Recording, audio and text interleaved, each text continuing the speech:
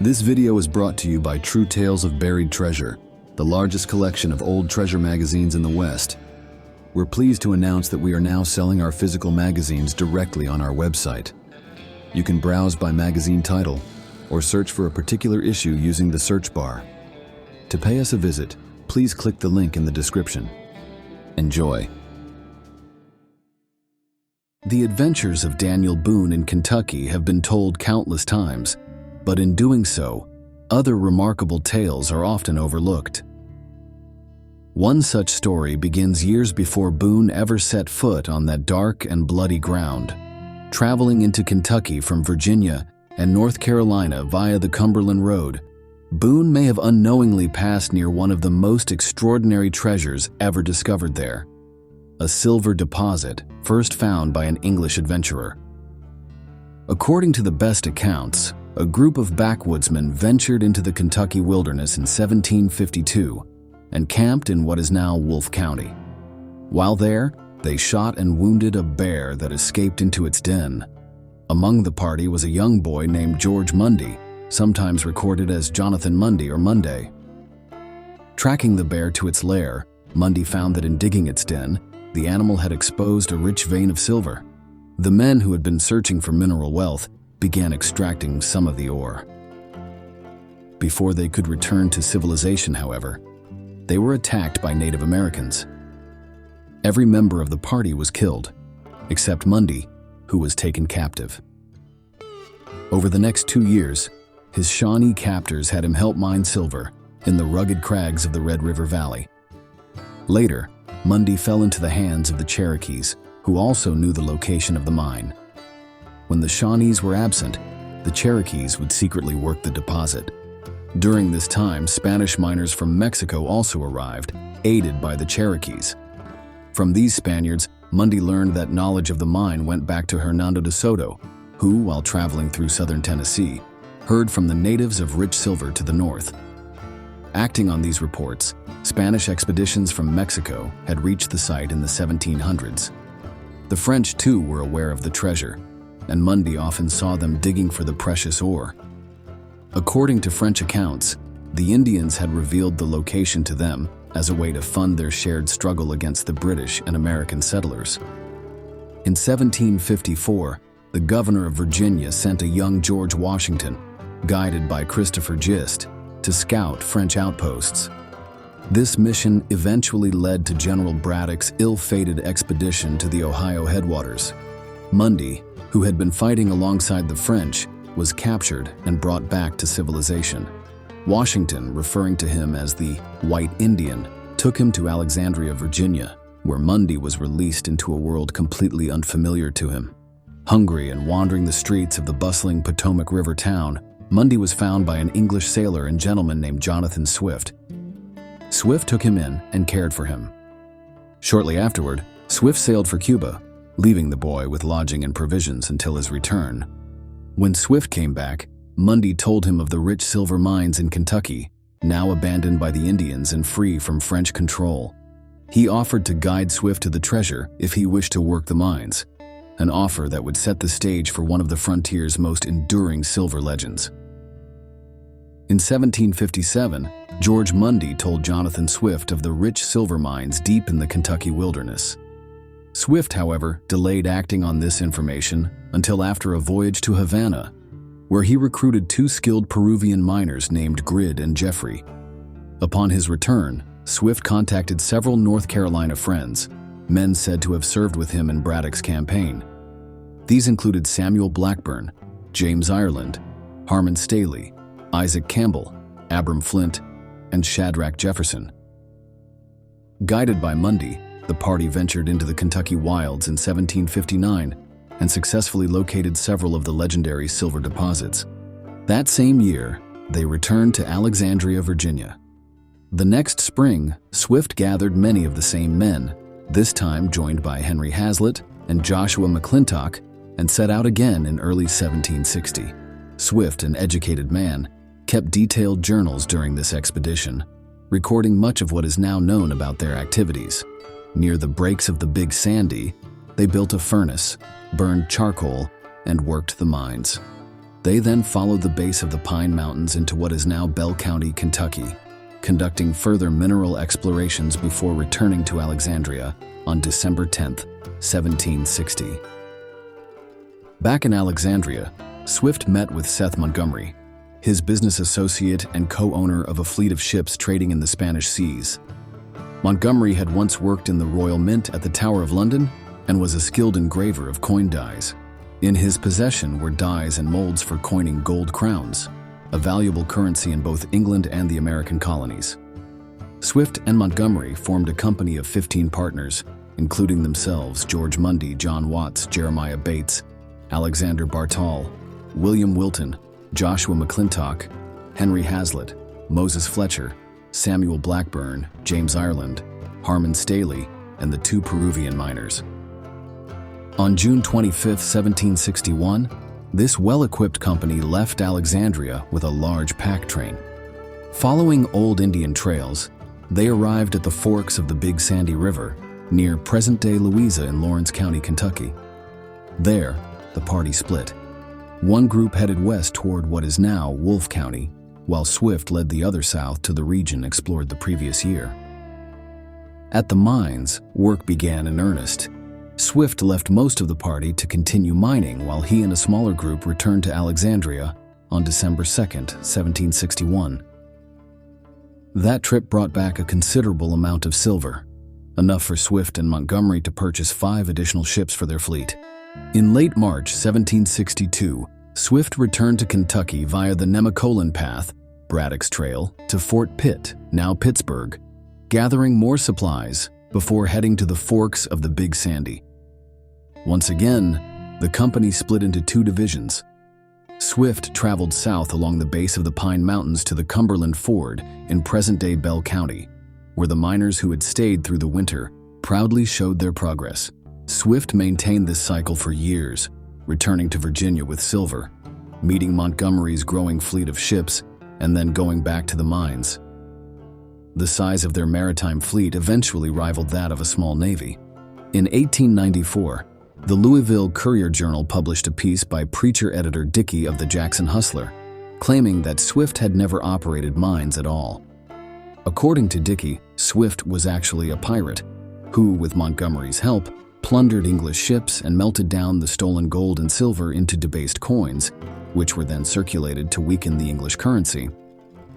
This theory led many to dismiss the existence of the mines altogether. Yet most reputable historians believe the mines were real.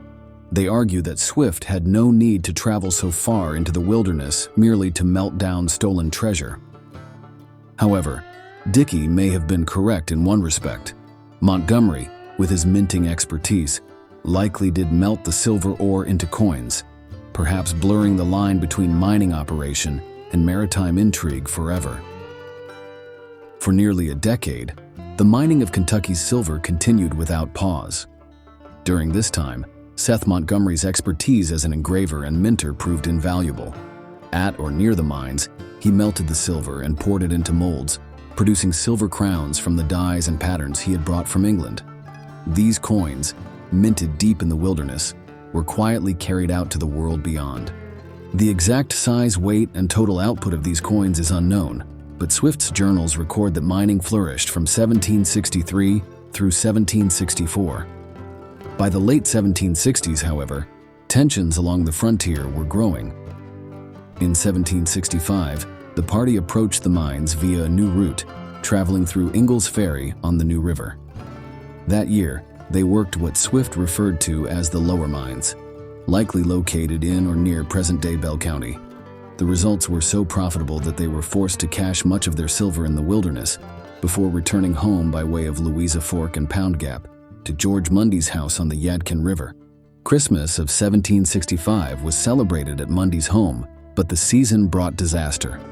In a drunken brawl, Abram Flint and Moses Fletcher wounded each other so badly that recovery seemed unlikely. Believing they would die before they could enjoy their share, each buried his portion of the treasure near the Yadkin. Flint's cash amounted to 240,000 crowns, Fletcher's 360,200 crowns. At first glance, this seems an impossible amount for an injured man to bury alone, but both had likely hidden portions earlier. Fletcher died of his wounds in July. Flint eventually recovered. On June 6, 1766, the expedition returned to the wilderness. That year proved tumultuous, with many men deserting, taking their share of silver to the eastern settlements, knowing they would face execution if they ever returned. The next year, 1767, passed quietly, but in 1768 the party suffered a deadly Indian attack at the forks of the Big Sandy River. Isaac Campbell was killed, and Hazlitt and Staley were wounded.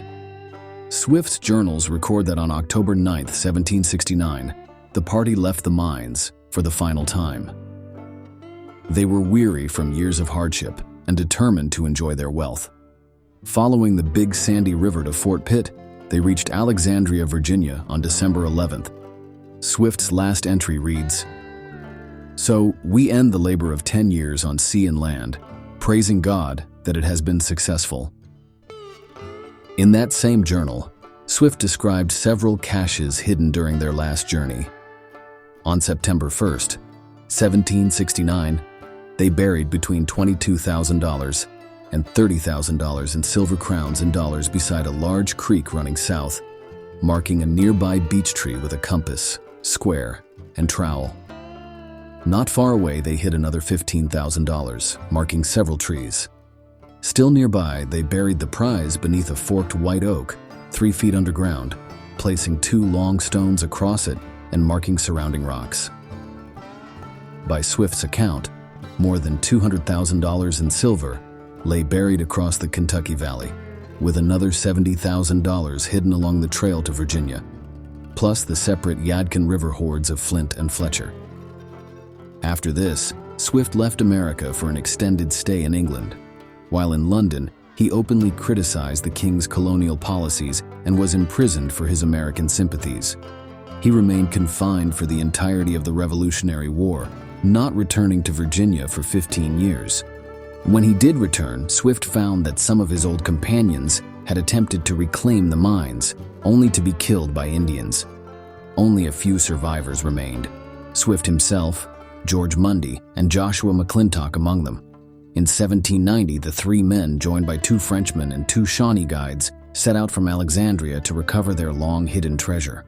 By then, Swift was elderly, partially blind, and relied heavily on his companions. Following their old route, they located each cache still intact, but left them undisturbed until they reached the last, a massive hoard hidden in a large cave in present-day Wolfe County, Kentucky. It was here that legend claims greed overcame Jonathan Swift. Determined to take the treasure for himself, he devised a plan to kill his companions as they slept inside the cave. Swift, driven by greed, plunged his hunting knife into the hearts of his 2 companions as they slept in the cave, then slipped outside and dispatched the 2 Frenchmen and 2 Shawnee guides who were sleeping nearby. How exactly he accomplished this remains unclear, but as a seasoned woodsman and veteran of many battles, Swift was both skilled and cunning. Fate, however, turned against him. As he began gathering the treasure for himself, Swift was suddenly and completely stricken blind.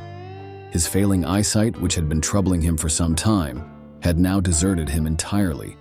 Barely able to grope his way forward, he somehow managed the grueling and dangerous journey back to civilization, without his treasure. Blind and alone, Swift took up residence with Mrs. Joseph Renfro of Bean Station in eastern Tennessee. There he met Colonel Ty, to whom he loaned his journals, suggesting that if Ty could locate the treasure using them and divide the proceeds fairly, the remainder would be his. But Ty failed in the search and returned the journals, having first made a copy. Swift grew desperate. Age was overtaking him, and he longed to recover at least part of his fortune while he could still enjoy it.